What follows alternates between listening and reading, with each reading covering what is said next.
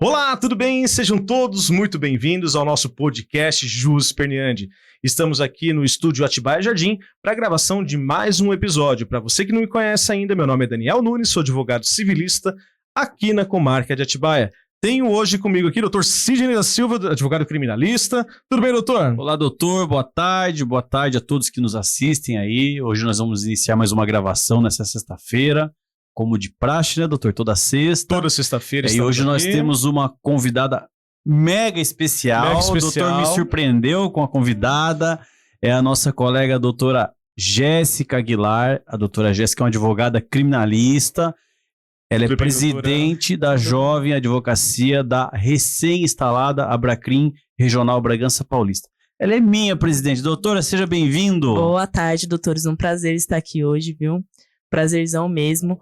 Fico aí muito feliz pelo convite para a gente tratar de um assunto tão relevante aí dentro do direito penal. Muito legal. Seja muito bem-vinda. Queria fazer aqui meus agradecimentos públicos, né? Agradecimento público por ter aceito esse convite. Para nós é uma honra receber uma colega da área do direito criminal. Apesar de eu ser um advogado civilista, sempre estou aqui de sexta-feira tentando fiscalizar esses criminalistas aqui. O ponto de vista de um civilista é muito importante dentro do direito criminal. Já dizia o Zagalo, vai ter que nos engolir. Lembrem-se vocês que eu já fui criminalista por um bom tempo. Olha, e eu vou falar um negócio para você, que eu nunca falei nesse podcast, eu vou falar. Penal é mais legal, eu posso provar. Você já viu algum filme do cara que recebeu um título? Uma promissória? Uma execução de cheque? Uma execução de cheque. Não, né? Agora vai procurar filmes sobre homicídio, sobre crimes. Sim. É o que mais tem série, então desculpa, nós estamos um passo à frente, viu? Doutor, e vamos falar, quando você me conheceu e começou a trabalhar comigo, nós fizemos muito criminal, lembra? Muito, nós ia pra Minas, né? Pra Minas, Vespasiano. Exato. Aonde mais? Governador Valadares, não, Vespasiano, enfim, Belo Horizonte. E nós fomos aonde o Bolsonaro levou a tomou facada. Esqueci o nome do lugar. Como é que é o nome? Qual é o nome da cidade? Não me recordo. Bem, enfim, a gente andou muito, né? Doutor, mas olha que interessante saber, viu, doutor? Legal. Mas rodava bastante. Eu parei de fazer criminal, abandonei. Ele ficou mexendo com pensão, esses negócios de título, de cheque, essas coisas. Esses negócios mais chato, né? Mas assim, brincadeiras à parte, né? A gente se especializa numa determinada área, né? Mas os escritórios têm que ter. Escritório vamos falar de pequeno e médio porte, tem 3, 5 advogados, normalmente tem que trabalhar atende com todas as áreas, atende. Né? Atende. Nós normalmente atende. Né, interior, então não dá para se limitar, né? A gente pode especializar. Exato. Mas a gente faz as parcerias, né? Doutor, hoje, quando eu peguei o nosso roteiro, doutor, eu olhei pra doutora Jéssica e falei, caraca, que tema, hein, meu? Você é foda, hein? Então hoje nós vamos falar sobre seletividade penal. No Brasil. É uma grande polêmica, né? E aí, doutor, qual que é a primeira pegada da seletividade aí? Doutora, o que é seletividade penal? Qual é o conceito dessa matéria? A seletividade penal, ela vem abrangendo desde o século XIX, né? Okay. Quando aí começou a haver essa necessidade de penalizar as pessoas que cometiam ali os delitos. Desde então, com a criminologia, veio se firmando quais são os tipos de indivíduos que cometeriam ali os seus delitos. Então, dessa forma, diante de todos esses estudos que sempre haveram, né, foi se criando uma tipagem de indivíduos ali que são infratores. Então, dessa forma, né, as pessoas não são atingidas pelo direito penal de forma igualitária. Então, por isso, a seletividade penal. Entendi. Então, quer dizer que, de acordo com essa teoria do direito penal, o sistema penal não atinge a todos de forma igual. Exatamente. As escolas alemãs, a criminologia, elas tratam muito desse tema, né? Quem são os criminosos, quais os tipos dos criminosos, entendeu? Sim, exatamente. Mais questão teórica do direito penal, né? Mas a ciência do direito penal estuda muito isso, né? E a diferença entre o crime real e o crime selecionado para punição? Qual é a diferença do crime real de um crime selecionado? Então, o crime real para o crime selecionado, a gente vai buscar nas estruturas mesmo da sociedade, né? O crime selecionado, por exemplo, o tráfico de drogas. Normalmente a gente vê que a maior população carcerária cai por esse crime. Só que esse crime, a gente pode também observar que 70% das pessoas que cometem esse crime são pessoas pretas, pobres, faveladas, e que, nesse sentido, já vem uma ótica, né, da sociedade mesmo de marginalizar essas pessoas. Então, a gente consegue ver que 70% dos casos do tráfico de drogas, as pessoas caem com quantidades muito pequenas de drogas. Então, não seria interessante punir manter essas pessoas presas, né? Porque normalmente elas são presas em flagrantes. Então, elas ficam presas preventivamente por conta de não ter acesso, né, a um advogado, porque elas são pobres, então elas não possuem condições de pagar um advogado.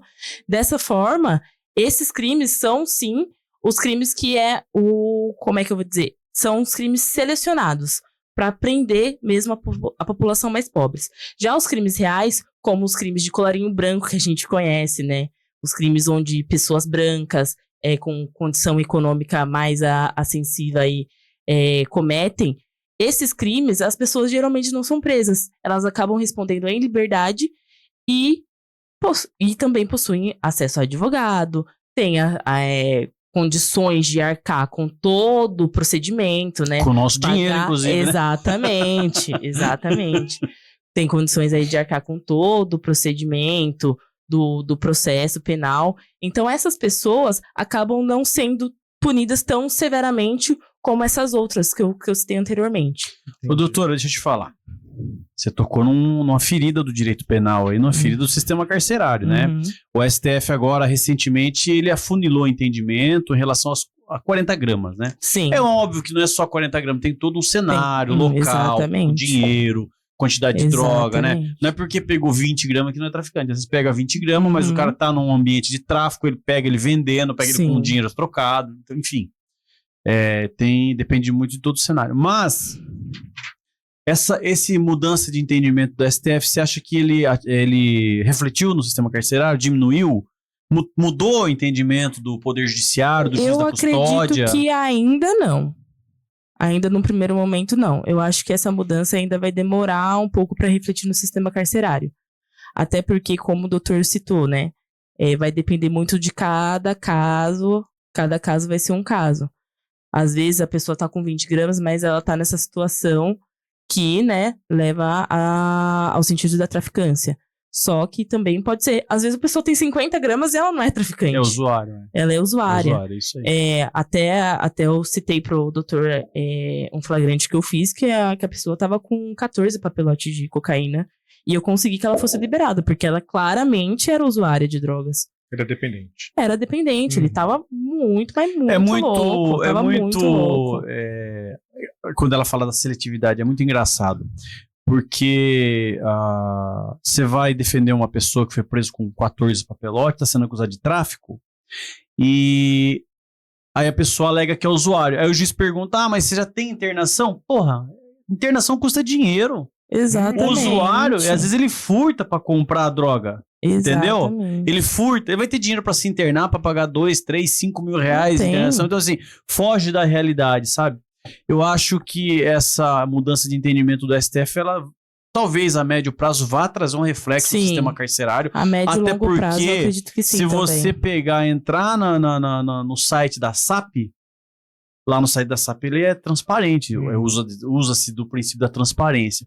Capacidade, 1.000 presos. Quantidade de presos, 2.000 presos. Então, assim, ou o Estado arruma um subterfúgio para acabar com essa superlotação, e a superlotação é isso aí, pessoas que não eram para estar lá, estão lá. Exatamente. Ou vai ter que começar a investir em escola, até interessante o doutor tocar nesse ponto, porque 40% da população carcerária são de presos preventivos. Exato. E 39% desses presos preventivos são absolvidos. Então, quer dizer, são muitas pessoas presas sem necessidade real. Doutor, agora, a grande maioria dos presos são pelo crime de tráfico de drogas? Sim, doutor. A grande maioria. Tráfico de drogas é o maior Deixa eu fazer uma crítica aqui como civilista.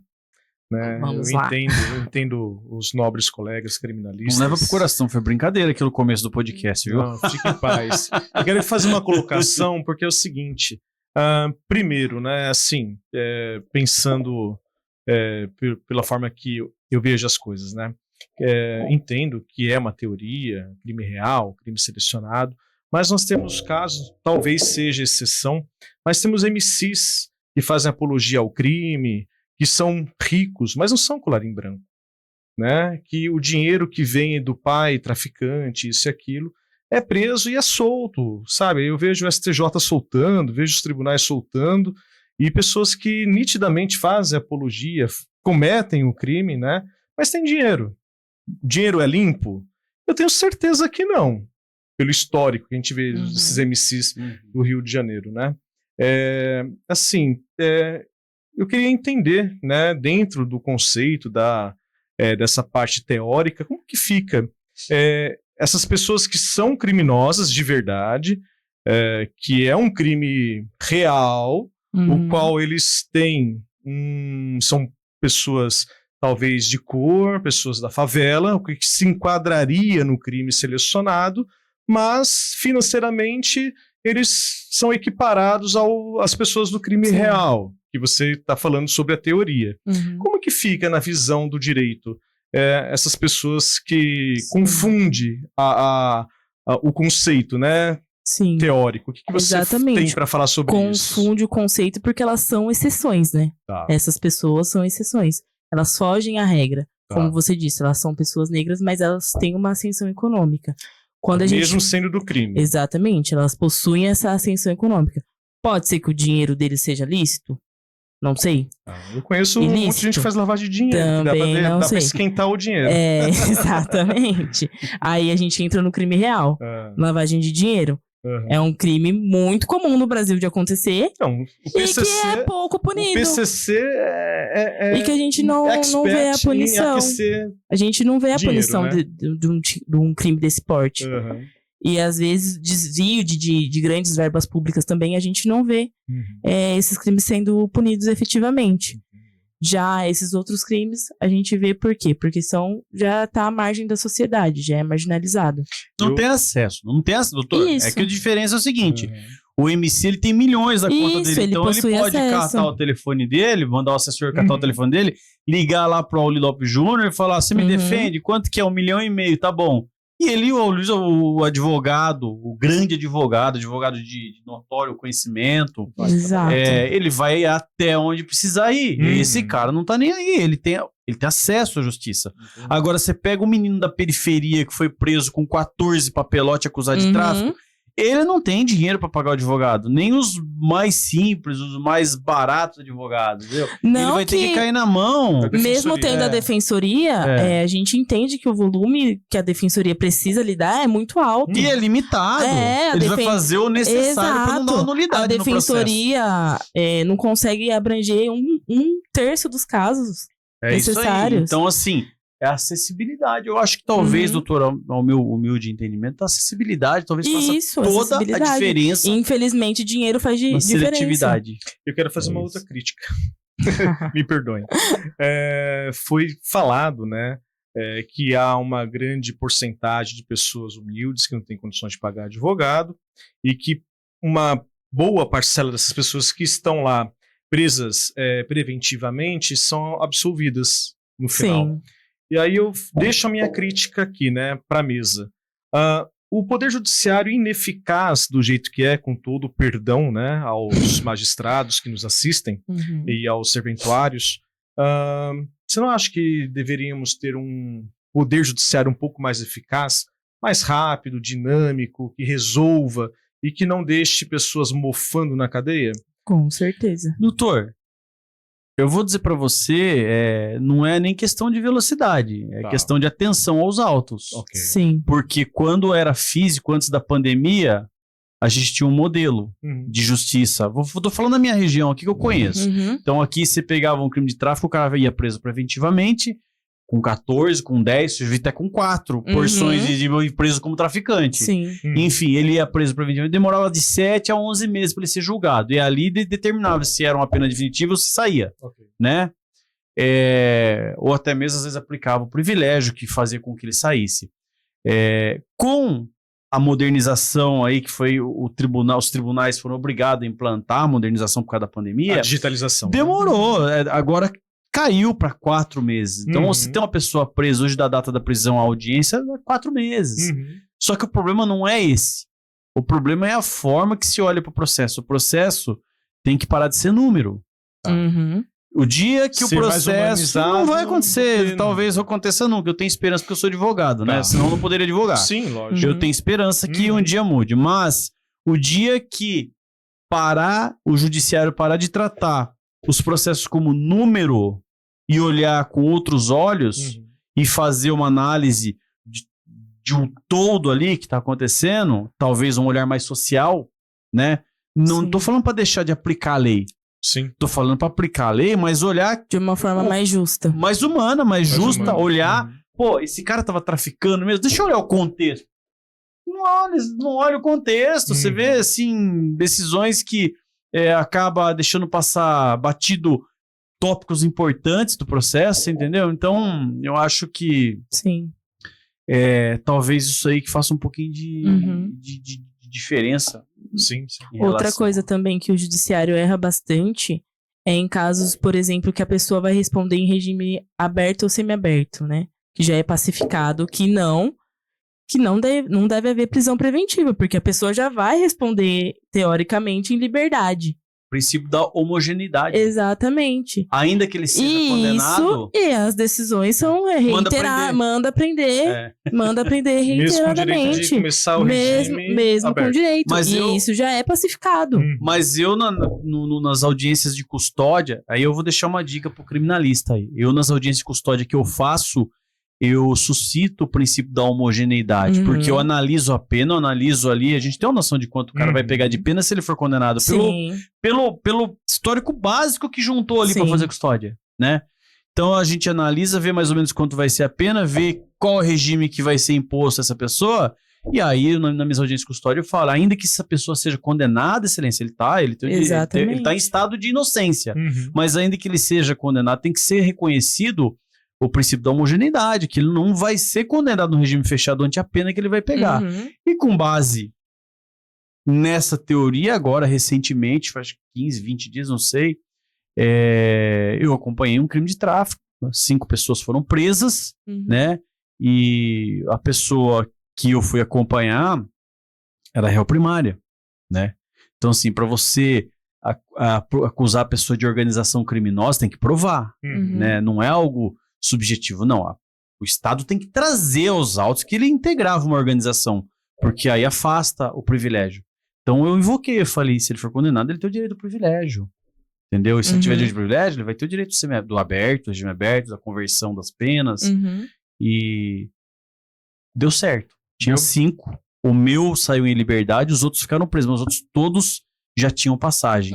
E assim, era uma grande quantidade de droga que foi apreendido, entendeu? Então assim, é o que você falou, é o princípio da homogeneidade. Não tem sentido manter uma prisão preventiva, sendo que a pessoa não vai iniciar na pior das hipóteses. Né?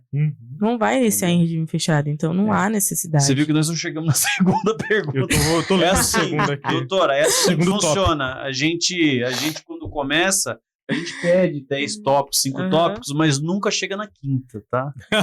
Doutor, prossiga, doutor. Vou pro segundo tópico, né? Já coloquei muita pimenta aqui na mesa. Não, mas é bom, assim que é bom. A estrutura social e o direito penal, né? O papel do direito penal na manutenção de estruturas de poder. Fala um pouquinho sobre esse assunto, doutora. O direito penal, eu acredito que ele molda a sociedade como um todo, né? Toda a estrutura da sociedade vem do direito penal, porque a gente precisa, sim, ter essa manutenção de punir quem comete, né, os delitos, só que a gente também precisa observar que, apesar, né, de ter essa necessidade de punir quem faz o errado, digamos assim, nós precisamos ter um peso e uma medida. Não 2 pesos e 2 medidas, né? A gente precisa punir todo mundo igualitariamente. Precisa ser justo, né? O direito tá aí para ser justo, para equilibrar a balança. Se essa balança não tá equilibrada, alguma coisa tá errada. Sim. Se a polícia entra numa favela, metendo bala em todo mundo, e entra no Alphaville sendo esculachado pelo morador do Alphaville, alguma coisa tá errada. Então a gente precisa buscar aí um equilíbrio, né, no direito penal com a sociedade mesmo. Eu vou tecer um comentário sobre esse tópico. Eu acho que a humanidade ela se respeita por 2 fatores.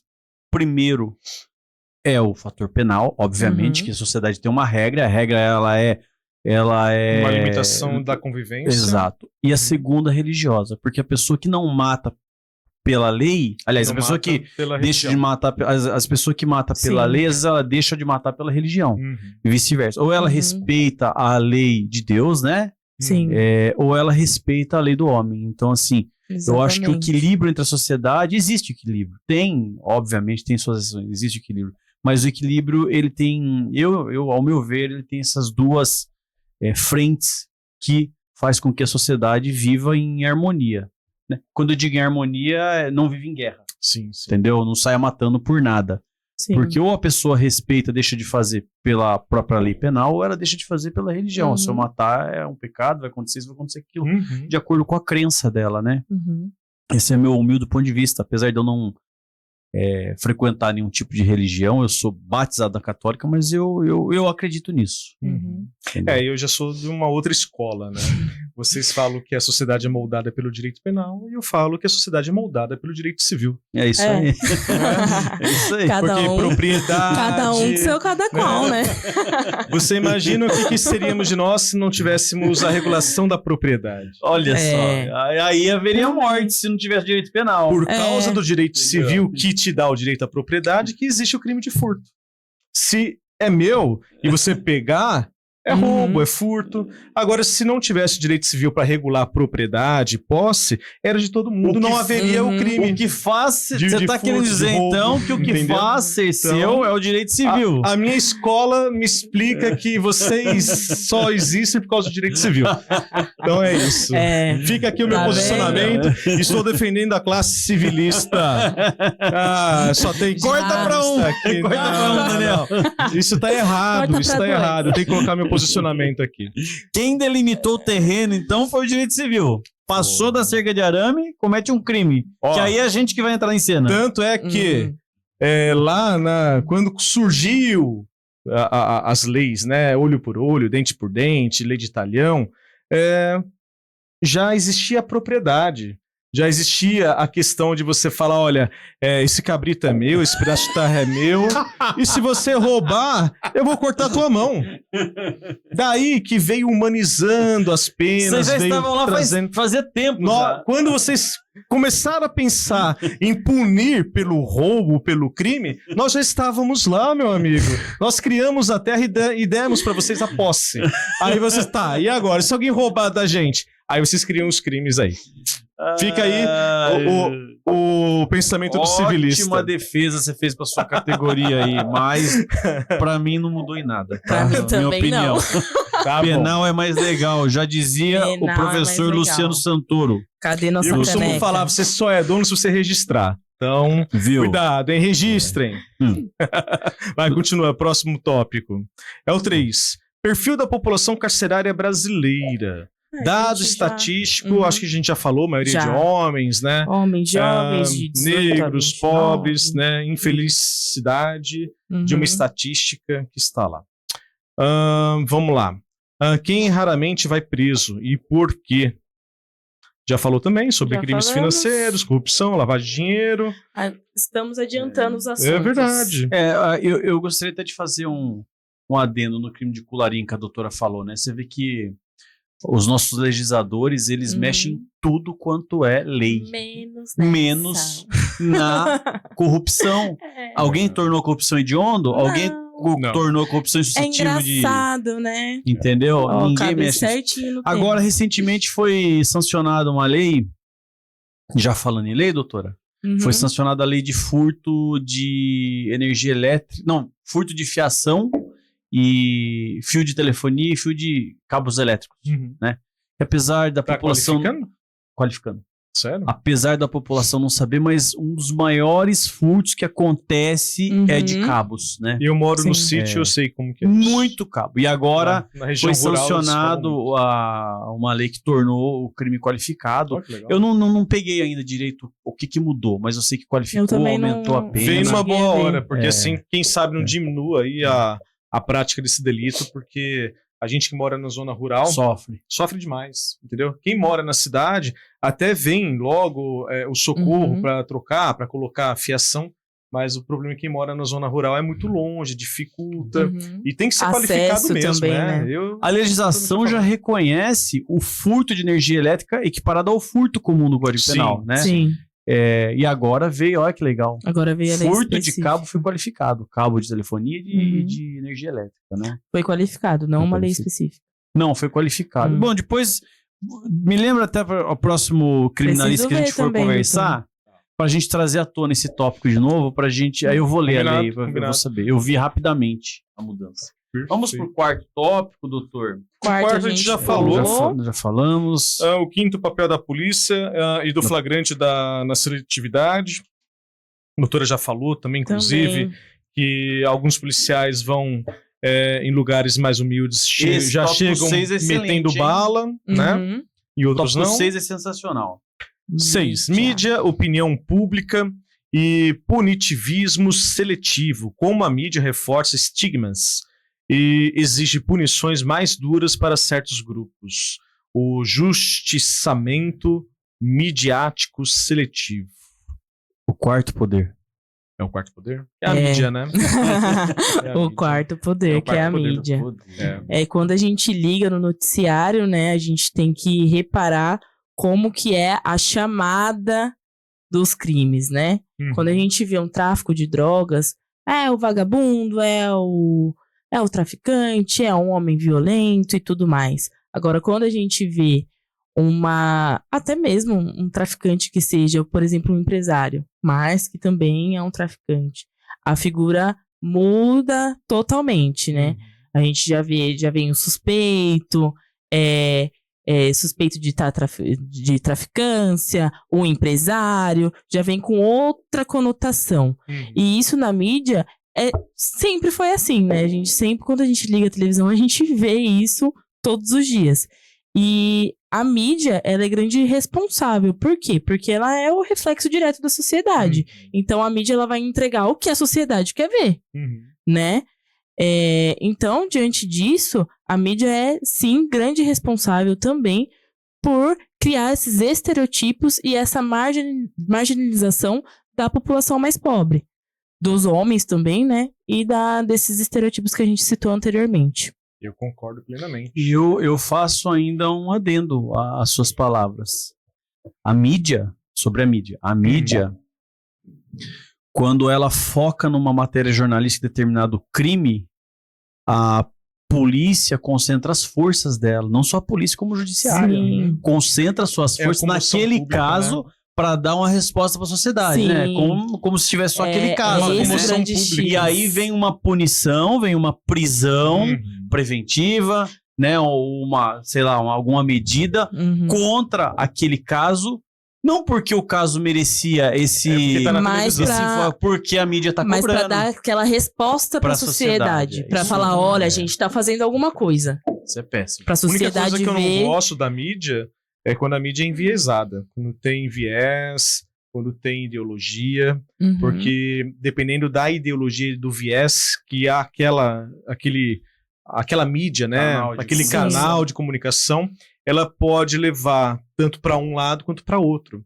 Ela não é isenta, ela não mostra a notícia. Ela sempre mostra com um viés. Às vezes com um viés de tentar já condenar o suspeito, né? E às vezes com um viés de falar, não, é um pobre coitado e inocentando. E dependendo do canal de comunicação, isso acho que tem consequências jurídicas reais, né? Exatamente. Penso eu. Eu não assisto jornal já vai fazer uns 6 anos. Então, doutora, tem aqui um calcanhar de Aquiles aqui, uma ferida. Você acha que tem diferença de atuação do Poder Judiciário e do Ministério Público quando o réu é branco, quando o réu é negro? Eu acredito que sim. Porque o judiciário, ele não tá longe, né, nem também a defensoria, ele não se exime do que a sociedade é. Então, conforme a sociedade existe o racismo estrutural e tudo mais, isso também reflete no judiciário. Não é uma coisa que o judiciário vai estar isento. Você acha que isso pesa? A gente tem uma brincadeira, não pode falar. Com certeza. A gente tem uma brincadeira, né? Mais um por causa disso, mais dois por causa disso, mais três por causa daquilo. Na dúvida, pau no réu, né? Você acha que isso aí distorce na pena? Distorce, eu acredito que sim. Eu acredito que tudo influencia. Você já tá na 7, né? O poder judiciário sem a venda, né? Nesse caso, né? A deusa teme sem venda, né? Sim. Não deveria ser assim, né, doutora? Não deveria ser assim. Deveria. Bom, mas eu acredito que, por mais que tenha que haver a imparcialidade, todo mundo é moldado à sociedade, né? Então, por mais que tenha que ser imparcial, eu acho que não consiga ser 100%. Não sei se estou falando alguma besteira, mas conforme os moldes mesmo que a gente possui dentro da gente internos. Não que a subjetividade do julgador, a subjetividade do acusador faz com que ele tenha uma percepção diferenciada de acordo com o cliente. Isso. De acordo com a pessoa que ele está ali na frente dele. Isso, exatamente. E a defesa criminal, qual que é o papel para combater isso? O que o criminalista pode fazer para combater esse... O criminalista, ele precisa ser especializado, né? Ele precisa se especializar e outra coisa, ele precisa ser bem combativo, se dedicar muito nas suas petições, né, nos seus pedidos, para que a gente possa, né, tentar mudar esse cenário, para a gente tentar equilibrar a balança. Porque, infelizmente, eu acho que a gente é a linha de frente contra essa luta da seletividade penal. Porque sem a gente, não tem justiça. A verdade é essa.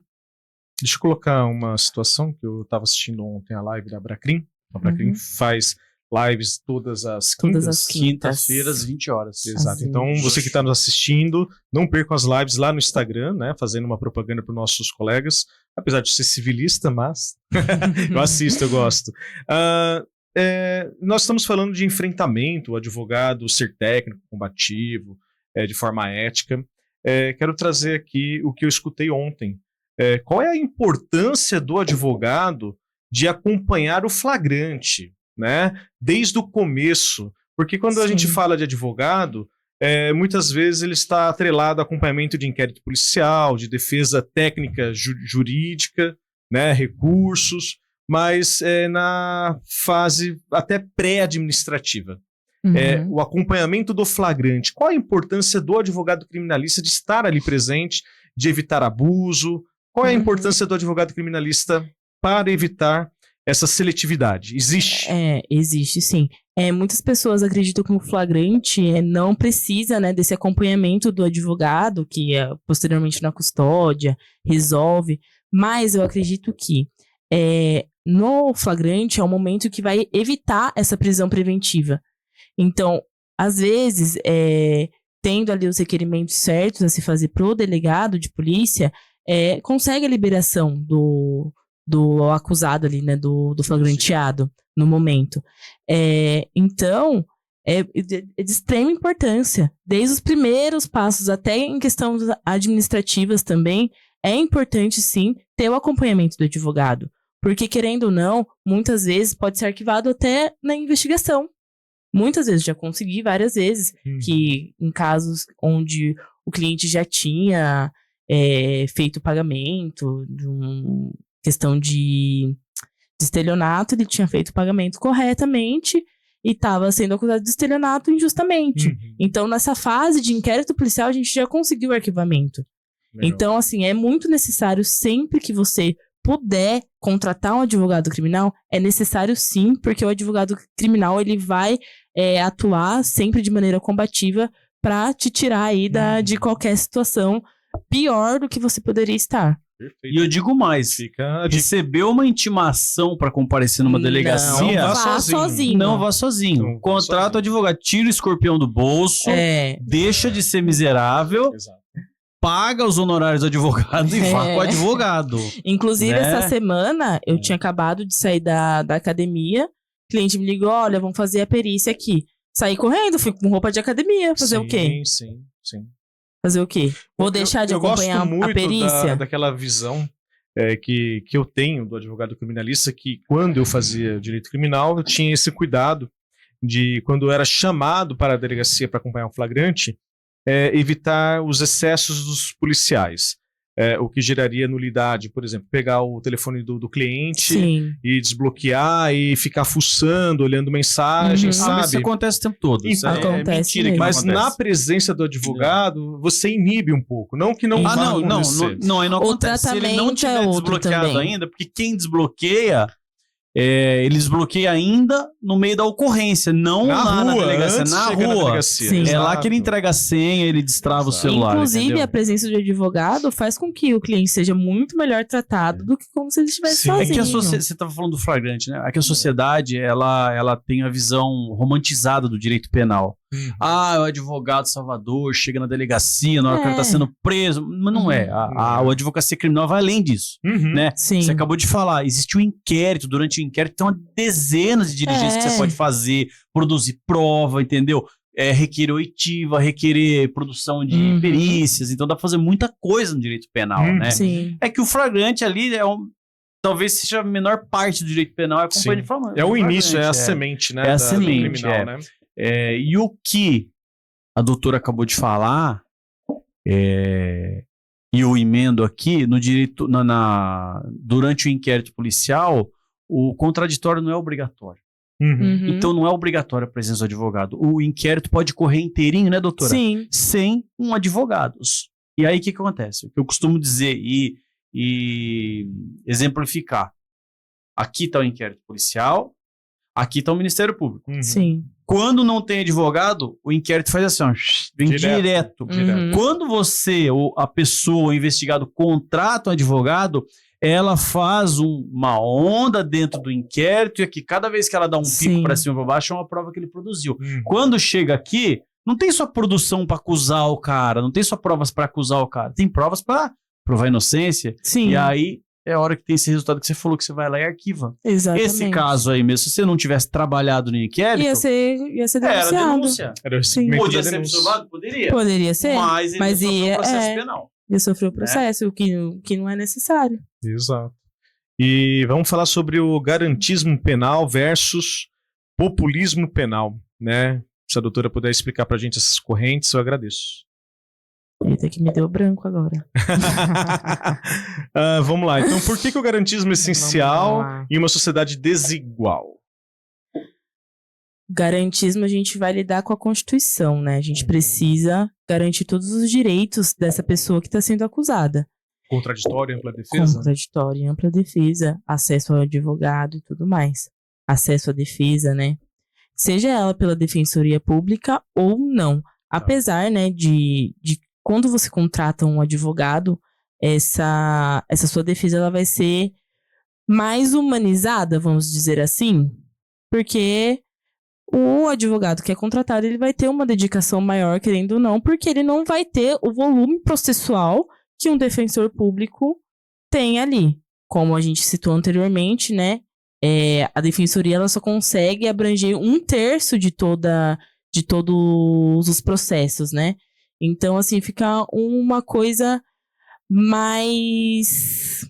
Como que eu posso dizer a palavra certa?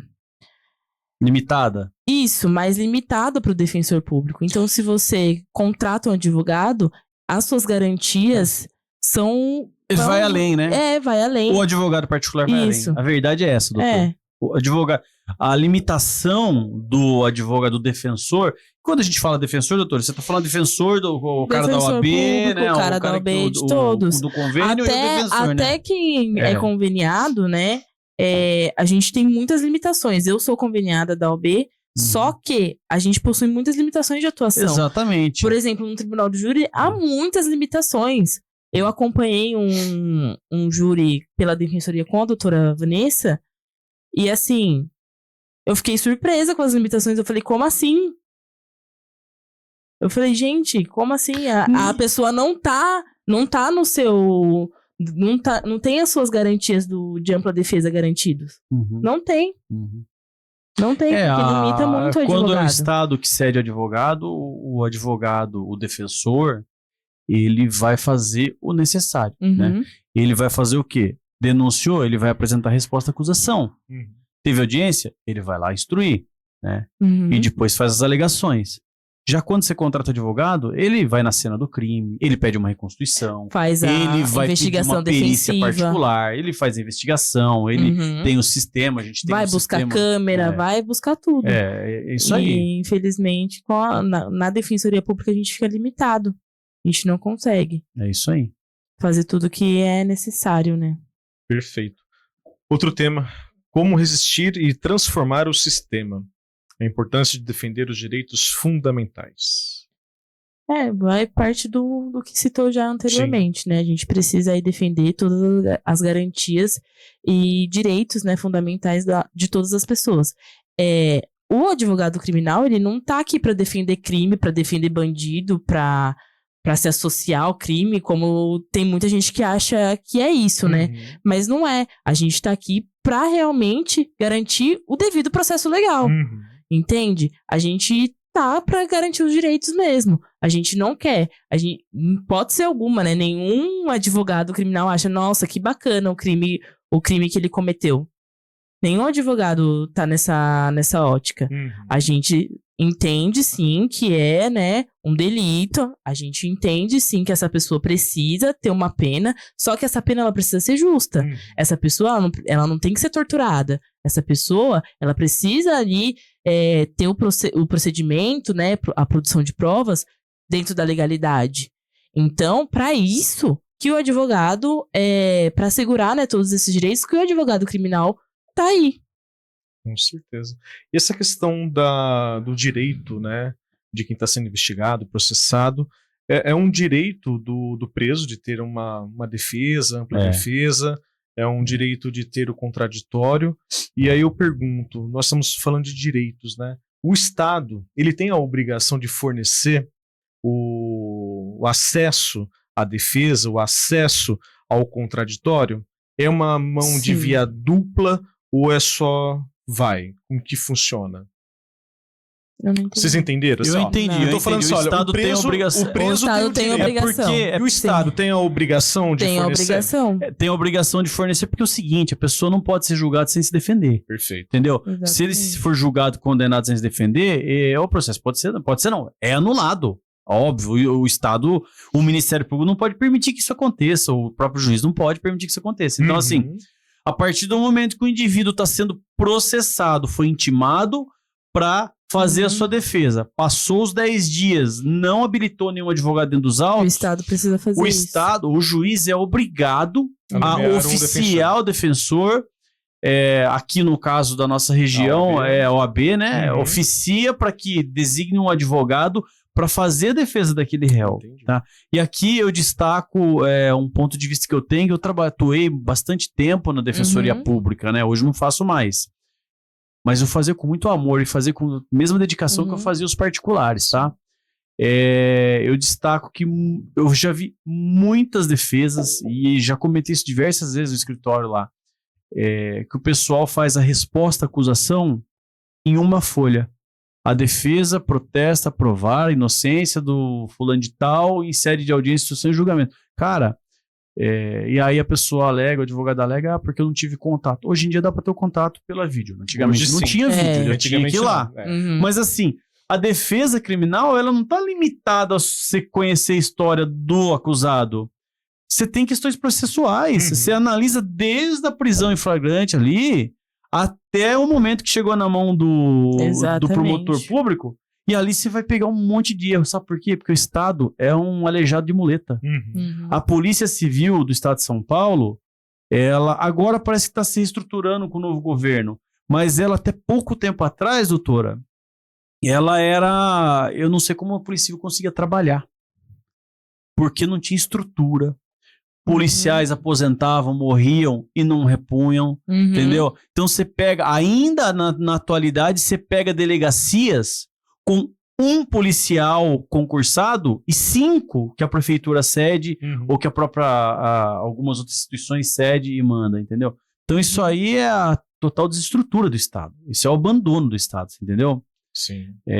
Então, voltando a falar, o advogado ele não precisa se limitar a ouvir o acusado. Ele pode catar processualmente, achar tudo quanto é falha e brecha que o Estado deixa ali para defender o cliente dele, o réu. E normalmente tem uma questãozinha de nulidade no processo. Né? Dificilmente. Eles não respeitam.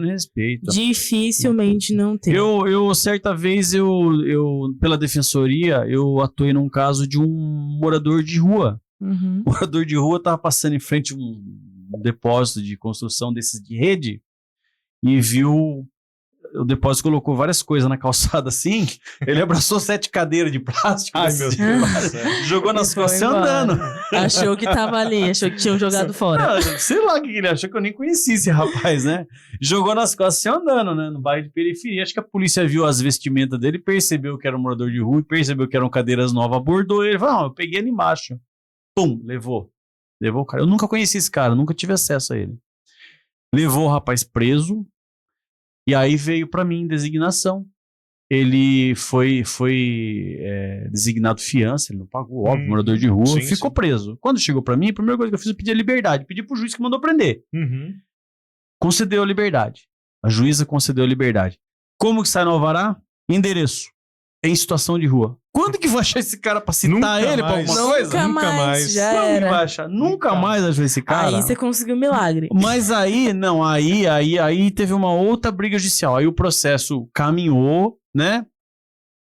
E como eu estava pela defensoria, eu tinha o direito de ser intimado pessoalmente pelo oficial de justiça. Não sou eu que falo, isso aí está escrito na lei lá no Código de Processo Penal, no artigo 370. Parágrafo 4º. E me intimaram por diário oficial, eu não dei bola. Eles vão ter que vir aqui, eu não vou dar bola. E aí, depois do processo rolado, na sentença, e aí deu trânsito em julgado, mandou prender o mendigo de novo. Meu Deus. E aí eu peticionei nos autos, pedi para a juíza reconsiderar a decisão dela, e que a minha intimação era pessoal, conforme artigo de lei, a juíza não reconsiderou, manteve o mandado de prisão, e aí foi que eu entrei com o HC. Cassou o mandado de prisão, cassou o trânsito julgado do processo e mandou me intimar pessoalmente, né? E aí foi me intimar pessoalmente.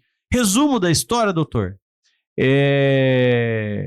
Não achou nunca o morador de rua, tá? O crime prescreveu, porque as publicações continuam saindo pra gente. O crime prescreveu e aí a juíza decretou a prisão. Não achou nunca, mas assim...